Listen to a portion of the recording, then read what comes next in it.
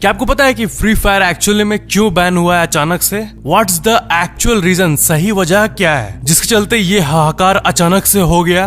और क्या आपको पता है कि एक मगरमच्छ के चलते, पानी के मगरमच्छ के चलते पूरा का पूरा प्लेन क्रैश हो गया? इस वीडियो में आप ऐसे गजब फैक्ट्स को जानोगे कि आपके होश उड़ जाएंगे। फैक्ट नंबर 9, एक एयरक्राफ्ट था लेट L410। उसके अंदर एक इंसान क्रोकोडाइल को स्मगलिंग कर रहा था। वो क्रोकोडाइल को छुपा के रखा हुआ था प्लेन में, और अचानक से क्रोकोडाइल निकल गया।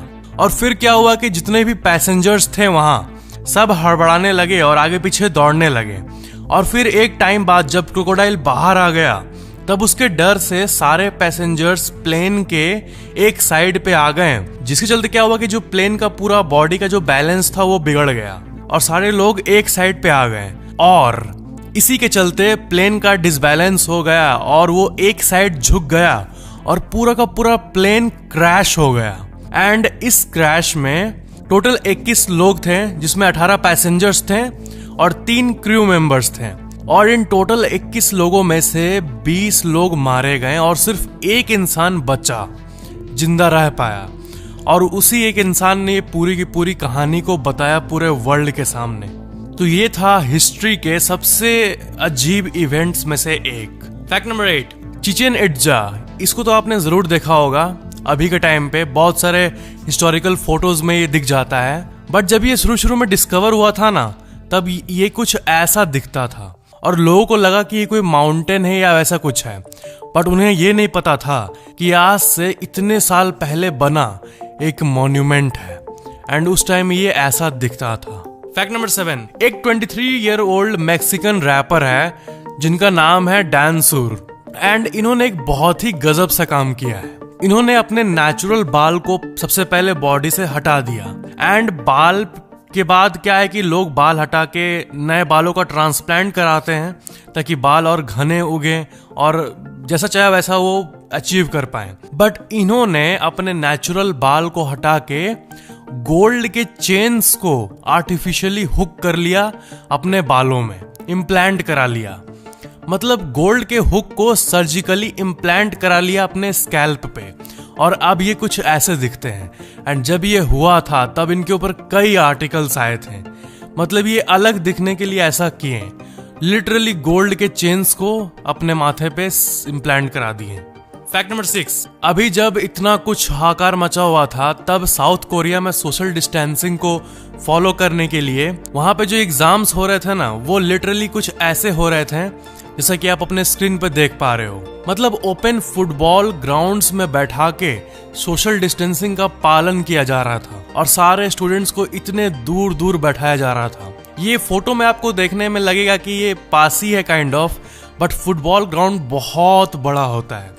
तो एक के बीच में बहुत ज्यादा डिस्टेंस था, इतना डिस्टेंस था कि कोई ऑफ कोर्स चीटिंग और ये सब का भी ध्यान रखा गया था जिससे कोई एक दूसरे को कम्युनिकेट ना कर पाए। और सोशल डिस्टेंसिंग के टाइम पर ऐसा कुछ एग्जाम साउथ कोरिया में लिया जा रहा था। फैक्ट नंबर 5, क्या आपको पता है कि एक बहुत ही अमेजिंग सा फैक्ट है, जो उल्लू होते हैं आउल, वो सांपों को अपने पेट की तरह यूज करते हैं। अपने नेस्ट, जो आउल का नेस्ट होता है ना, उसे सांप से क्लीन करवाते हैं। मतलब नौकर बना के रखते हैं सांपों को, आउल के बारे में। जब मैं ये फैक्ट सुना था तब ये मुझे बहुत ही ज्यादा अमेजिंग लगा था। ये कोई मूवी का कहानी लग रहा है, लेकिन नहीं, नेचर में बहुत से अमेजिंग चीजें हैं जो कि हमें बहुत कम पता है। वो एक तरह के स्नेक्स को लाते हैं, उल्लू, जिसे कहते हैं ब्लाइंड स्नेक्स, एंड उन्हें अपने पेट की तरह इस्तेमाल करते हैं। फैक्ट नंबर 4, क्या आपको पता है कि क्रोकोडाइल एंड एलिगेटर जो है वो इतने लेजी दिखते होंगे आपको।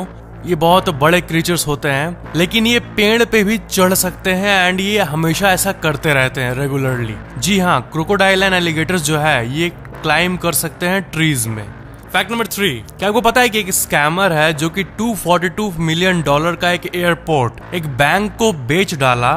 वो भी एक ऐसा एयरपोर्ट जो कि एक्चुअली में कभी एग्जिस्ट ही नहीं करता था। जी हाँ, मतलब एक ऐसा एयरपोर्ट जो कि एग्जिस्ट नहीं करता था, इसको बैंक को बेच डाला और उसे $242 मिलियन भी मिले।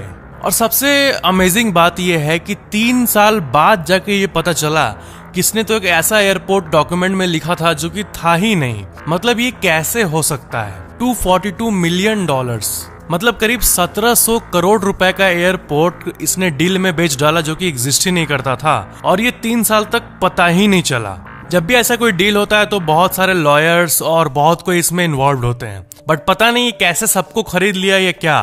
बट ये 90s के समय का सबसे बड़े स्कैम्स में से एक था। फैक्ट नंबर 2, साल 1987 में एक इंसान ने unlimited first class American airlines का टिकट खरीद लिया $2.5 लाख में। मतलब उस टाइम ऐसा था कि आप अनलिमिटेड क्लास का टिकट खरीद सकते थे और जितना बार चाहे उतना बार आप उड़े।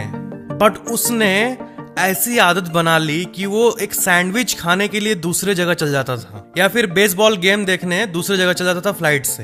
एंड इसी के चलते वो टोटल 10,000 बार उड़ा, और जिसका टोटल कॉस्ट पड़ा $21 मिलियन। मतलब 1.5 करोड़ के टिकट पे उसने 150 करोड़ का फायदा लिया। एंड इसी के चलते एयरलाइन कंपनी ने साल 2008 में उसके टिकट को टर्मिनेट कर डाला।